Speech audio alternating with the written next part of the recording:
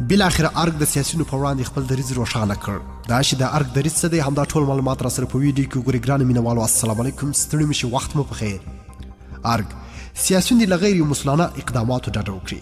ولسمشري ماڼۍ وایي د ترسره شوو ولسمشریزو ټاکنو په اړه د سیاسيونو وروستۍ غوښتنه او اقدامات د قوانینو خلاف او غیر اصولي عمل دی.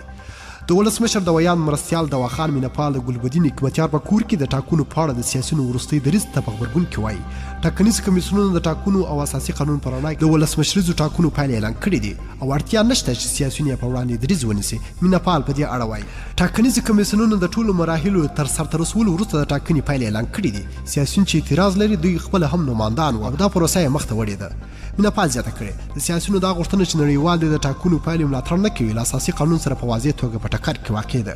نوموړي ټینګار وکړ چې حکومت په هیڅ توګه چاته اجازه نه ورکوي څو د ولسمشریزو ټاکنو وروستۍ اعلان شوي پایلې بحراني او هیواد ناسم لوري ته سوق کړي.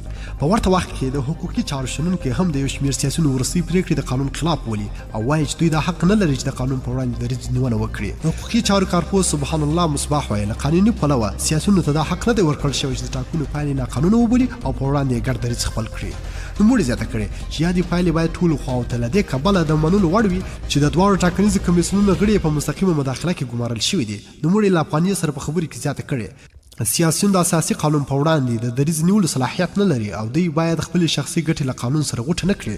د شنونکو په باور د سیاسيونو له لوري دا ډول دریځ نیونه به ملي حاکمیت ته زیان ورسوي او بحران به نور هم زیات کړي.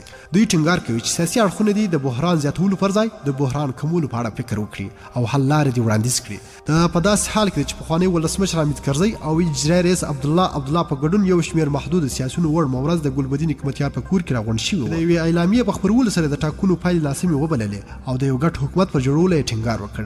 په اعلامیه کې دغه راز له نړیوالو هم غوښتنه شوې ده چې د ولسمشریزو ټاکنو له اعلان شویو پایلو دې هیڅ توګه ملاتړ نه کوي. ډېر مننه چې ویډیو مرا سره تر پای وکتل. کوم خوښ شوی لایک کړئ، کوم چینل نوی سبسکرایب کړئ، چینل سبسکرایب کړئ. تر بیا او بل ویډیو